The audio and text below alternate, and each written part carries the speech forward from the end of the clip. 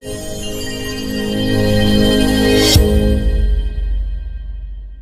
వ్యవసాయ అధికారి ఆదోని ఈరోజు పెద్ద హరివనం గ్రామానికి సంబంధించిన చాలామంది రైతులు సబ్ కలెక్టర్ గారి ఆఫీస్ ముందు గ్రీవెన్స్ ఇవ్వడం జరిగింది.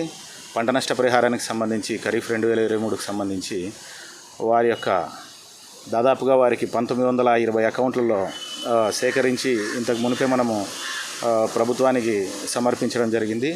అందులో 624 అకౌంట్లు అకౌంట్ నంబర్లు లేకుండా ఈ యొక్క కింది స్థాయి విఏఏలు సమర్పించడం జరిగింది. అవన్నీ కూడా మళ్ళీ రిటర్న్ రావడం జరిగింది ఫెయిల్యూర్ రికార్డ్స్, ఇన్వాలిడ్ రికార్డ్స్ కింద. సో వాటిలో 441 అకౌంట్లు రైతుల యొక్క ఖాతాలను అక్కడ వేసి వాటిని మళ్ళీ పైకి పంపించడం జరిగింది. సో ఇది తొందరలోనే ఈ యొక్క అమౌంట్ అనేది క్రెడిట్ చేయడం జరుగుతుంది.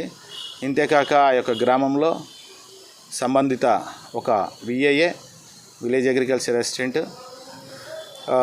నాకు వచ్చిన కంప్లైంట్ల ప్రకారము నేను పోయి వెంటనే గ్రామంలో విచారణ చేపట్టడం జరిగింది. అందులో దాదాపుగా 22 మంది రైతుల అకౌంట్లు వేరే ఖాతాలకు వెళ్ళడం జరిగిందని తెలిసింది. సో ఆ యొక్క అకౌంట్ల నంబర్లను తీసుకొని వాటి ద్వారా విచారణ చేసిన పిమ్మట 8 అకౌంట్లు తిరిగి ఆయా రైతులకు వేయించడం జరిగింది ఆ యొక్క విఏఏ. అదేవిధంగా 7 అకౌంట్లు అసలు పడక అమౌంట్ అనేది జమ కాకుండా ఆ యొక్క ఇన్వాలిడ్ ఫెయిల్యూర్ రికార్డ్స్లో వెనక్కి రావడం జరిగింది. ఇంకా 7 అకౌంట్లు తేలాల్సి ఉంది.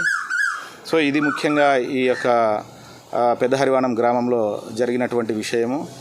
అంతేకాకుండా 624 అకౌంట్లు ఇంతకుముందు ఏదైతే మనం ఒక తప్పుడు అకౌంట్లు అంటే రెక్టిఫై కోసం వెనక్కి వచ్చిన అకౌంట్లు ఏవైతే ఉన్నాయో వాటిల్లో 441 అకౌంట్లని రెక్టిఫై చేయించి రైతులకు సంబంధించిన ఖాతా నెంబర్లను వేసి పైకి పంపించడం జరిగింది. త్వరలోనే ఆ యొక్క అమౌంట్ కూడా రిలీజ్ చేయడం జరుగుతుందని తెలియజేస్తున్నాను.